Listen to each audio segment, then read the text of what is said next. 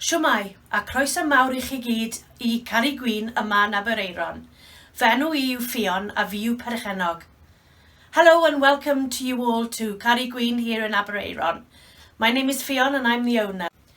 Yn 2015, nath y siop yn y dre o le o'n i'n prynu gwyn, Cai, a nath y perchenog gofyn I fi a oedd diddordeb gen I fi I cymryd drosodd yr ochr y gwyn. Ar ôl meddwl am ychydig o eiliadau, nes I gweud, yeah, please. A fyny oedd Caru Gwin wedi cael ei eni. So back in 2015, the shop where I used to buy my wine in Aberaeron closed. And the owner then asked me if I had an interest in taking over the wine side of it. And after a couple of minutes consideration, I said, yes, please. And that is where we are 5 years later down the road. Mae gennyf mwy na 100 o winoedd yn stoc ac rwyf yn gwerthu I busnesau lleol ac I unigolion. I carry well over 100 wines in stock and sell at the moment to businesses and individuals alike. Rwy'n mynd I dangos I chi heddiw 6 gwyn sy'n cael ei werthu o dan 10 pint. So I'm going to show to you today 6 wines that I sell for under £10. A felly i'r gwinoedd, to the wines. Y gwyn cyntaf heno fydd Bella Modella Prosecco. The first wine today is going to be Bella Modella Prosecco. Nawr mae 3 fath o Prosecco I gael. Prosecco Spumante sy'n golygu bod digon o fizz ynddo fe. Prosecco Frizzante sy'n golygu bod bach llai o fizz ynddo fe. A wedyn Tranquillo sy'n golygu bod dim fizz o gwbl. Mae hwn yn steil Spumante a mae digon o fizz ysgafn a meddal ynddo fe. Mae fe'n ffres ac yn ysgafn I blasu hefyd.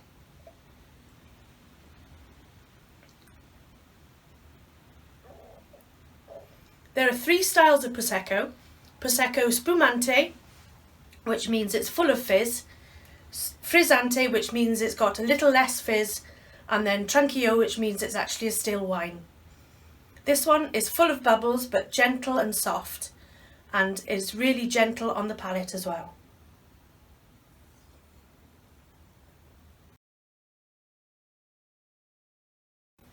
Yr ail gwyn heddiw yw Caru Pinot Grigio o Romania. Nawr mae Pinot Grigio wedi cael enw drwg dros y flynyddoedd diwetha gan bod siw gymaint o Pinot Grigio wael ar y farchnad. Ond os ydych chi'n parhau ac yn cymryd bach mwy o sylw, gewch chi ffindio Pinot Grigio ardderchog fel hyn. Ffres a blas afal gwyrdd a leim.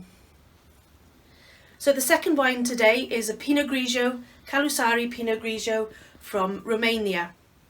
Now, Pinot Grigio has had a really bad reputation in the last few years, mainly because a saturation of bad Pinot Grigio come into the market. But if you persist and look very carefully, you can come across some really good Pinot Grigios, such as this one from Romania. It's full of green apples and a fresh limey finish.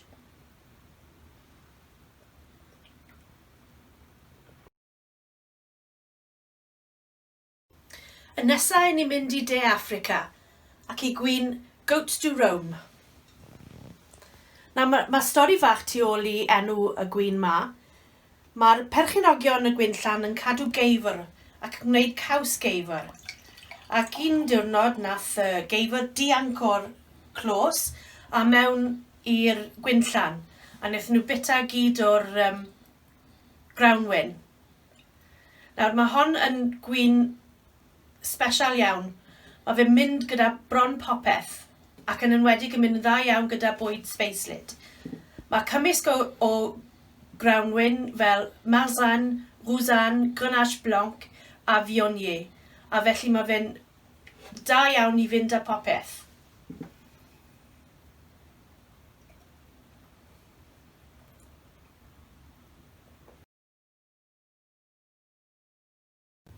So next we're going to South Africa, to the Goats du Rhône wine from the Fairview vineyards.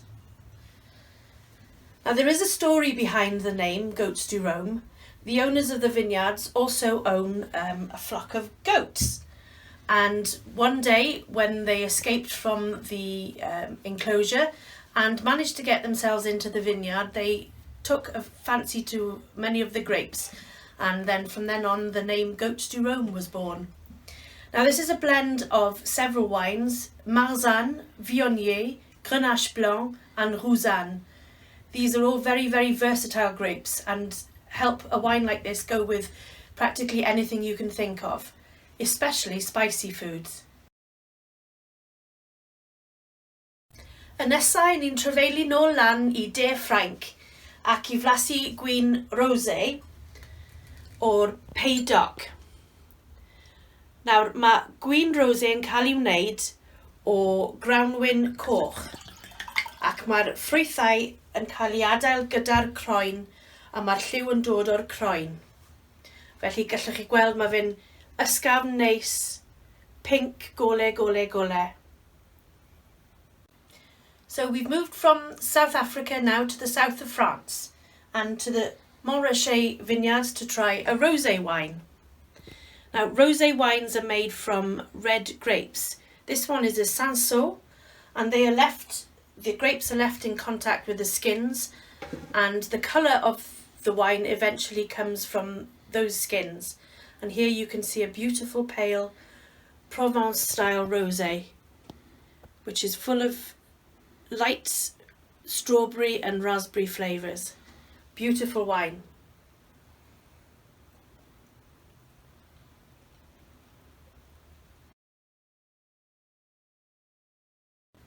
Nawr rydyn ni'n mynd I symud o Ffrainc I Sbaen ac I flasu gwyn coch.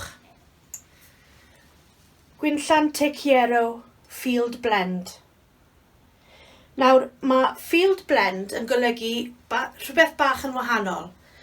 Mae'r gwynllan yn plannu y grawnwyn wahanol mewn un cae ac maen nhw'n casglu'r grawnwyn I gyd gyda'i gilydd ac yn neud y gwyn yn cymysgu gyd o'r grawnwyn yn lle wneud nhw ar wahân. Ac felly mae fe'n golygu bod pob blwyddyn mae vintage newydd. Pob vintage newydd yn wahanol i'r vintage o'r blwyddyn cyn ni. Our next wine is from the south of Spain. It's Tequiero Field Blend red wine. Now field blend means something a little bit different in wine terms.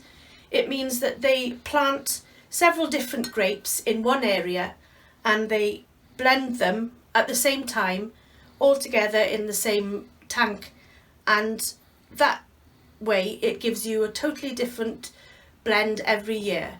So every vintage is different. A felly at y gwyn ola. Il Caretto, Sangiovese o Puglia yn yr Eidal.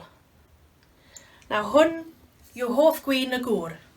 Mae fe bownd o fod yn dda. Chi'n cael llong ceg o ceirios ac mae fe'n cynnesu chi.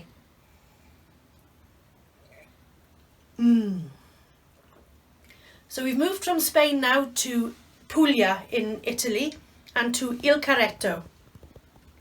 This is my husband's favourite wine, so it must be good. It's full of ripe cherries and is warming on the palate, and black fruits. A smooth and gentle wine that will go with practically anything. Wel, dyna ni. 6 gwyn o dan 10 pint. Gobeithio bod chi wedi mwynhau dysgu tymu bach o'r gwynoedd sy ar werth gyda fi fan hyn yn Caru Gwin. Os hoffech chi mwy o fanylion, just rwch shout I fi. Well, there we are. 6 wines for under a tenner. I really hope that you've enjoyed learning a little bit about the wines that I sell here at Caru Gwin. If you want any more information, do please give me a shout. Cheers. Iechyd da.